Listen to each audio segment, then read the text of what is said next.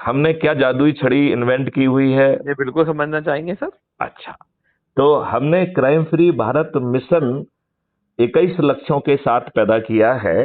जी और सर। इसमें हमारी जो भूमिका as a DG railway, DG home guards और डीजी पुलिस रिफॉर्म की रही, हाँ जी सर। उसका बड़ा रोल रहा इस सब कॉन्सेप्ट को आगे बढ़ाने का।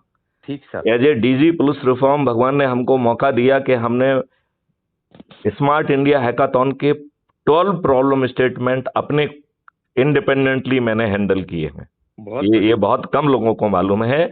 और देश की 53 इंस्टीट्यूट एंड यूनिवर्सिटीज का मैथिली शरण गुप्त के साथ एमओयू है टेक्नोलॉजी डेवलपमेंट करने का for the crime free Bharat. अच्छा अच्छा। हजारों बच्चों ने मेरे अंडर जो है ना मेजर माइनर प्रोजेक्ट इंटर्नशिप की हुई है, और ढेर सारी टेक्नोलॉजी काफी कुछ जो है वो डेवलप की हुई पड़ी हुई है। बहुत छोटे गैप्स हैं, उन गैप्स को भर के हम बड़ी आसानी से, बहुत ही आसानी से टेक्नोलॉजी के बिना पर जो है हम ऐसा क्राइम फ्री भारत जमीन पे उतार सकते हैं जिसमें बिना थाने जाए आपकी एफआईआर दर्ज हो जाएगी, और यदि आप झूठी एफआईआर दर्ज कराएंगे तो उसी सर्टेनिटी से आप जेल पहुंच जाएंगे।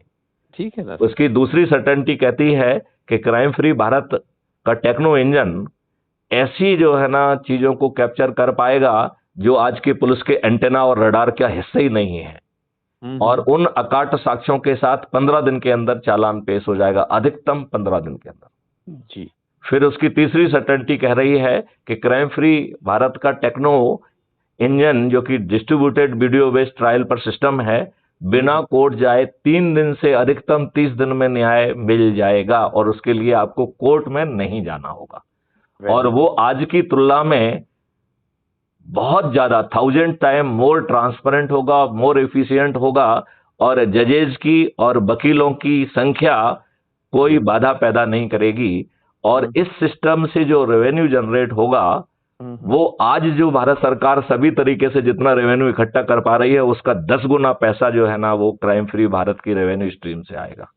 मतलब क्राइम फ्री भारत की रेवेन्यू स्ट्रीम के बिना पर हम इस देश को टैक्स फ्री कर पाएंगे, और हमारे पास डेवलपमेंट के लिए 10 गुना ज्यादा पैसा अवेलेबल होगा अकेले क्राइम फ्री भारत मॉडल के आधार पर।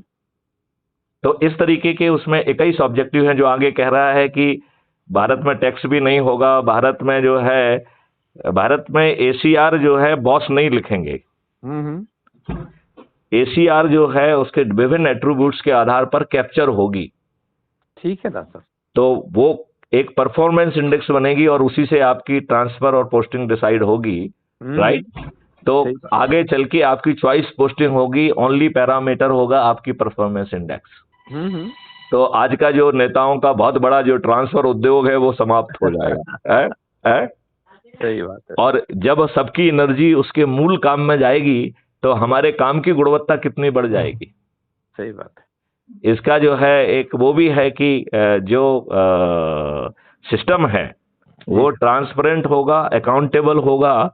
यदि घूस खाकर या जानबूझ के कोई गलत निर्णय लेगा तो उसे प्रशासकीय दंड के साथ साथ संबंधित विक्टिम को क्षतिपूर्ति भी देना होगी। क्या बात है, बहुत बढ़िया। इसमें 2 तरीके की अपील का प्रावधान होगा। एक अपील है appeal against the judgement and appeal against the जज। अपील अगेंस्ट द जज एक बहुत ओरिजिनल कॉन्सेप्ट है जो कह रहा है कि इन जज महोदय ने पर्याप्त साक्ष्यों को नजरअंदाज करके धूर्ततापूर्वक गलत निर्णय दिया है।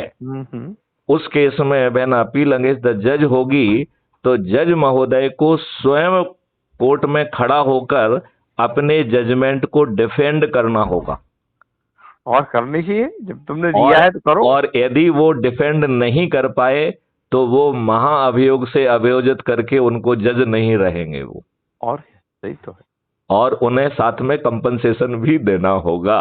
तो आप बताइए, ये न्यायाधीश जो अभी अपने लॉर्ड बन गए हैं ये सच में न्यायाधिपति बन जाएंगे? क्योंकि अन्याय करेंगे तो पोस्ट भी चली जाएगी और कंपनसेशन ऊपर से देना होगा। तो सच में लोगों को न्याय मिलेगा कि नहीं मिलेगा? सर बड़ा जो चीजें वर्तमान में है हाँ, वो तो बहुत ही दुखदाई है। दुखदाई इसलिए है कि जितने भी हाई कोर्ट के जजेस बनते हैं ये मेरिट पर या योग्यता पर नहीं बनते, ये इनके पॉलिटिकल पार्टी से जो अटैचमेंट होते हैं, इनके क्लोजनेस होती है, उसके आधार पे बनते हैं। पर यही हाई कोर्ट से सुप्रीम कोर्ट चले जाते हैं और सारे निर्णय जो हैं वो राजनीतिक आकाओं के हिसाब से चलते हैं। और इस समय जो सबसे सत्यानाशी चल रही है वो ये हो रहा है कि हाई कोर्ट और सुप्रीम कोर्ट के जजेस को जो रिटायर हो रहे हैं वो उपराज्यपाल बना रहे हैं, गवर्नर बना रहे हैं। तो उनको एक लालच और पैदा कर दी गई है। देखिए, ये अमेरिकन सिस्टम है कि शेयरिंग ऑफ स्पॉइल्स, राइट। तो जो आपको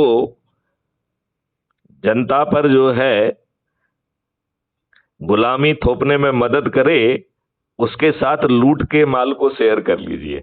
और तो जो पदस्थापनाएं हैं, ये जो पोस्टिंग है, जो गवर्नर और वटेवर, और चाहे जो है ना राज्यसभा के सदस्य, वटेवर इट इज, ये सब जो है शेयरिंग ऑफ, लूट के माल को लूटो और बांट लो, ये उस सिद्धांत के तहत हो रहा है। और क्या सर, हो रहा है कि नहीं हो रहा है? हो ही रहा है सर। चलिए, तो अपन मूल मुद्दे पे आते हैं कि ये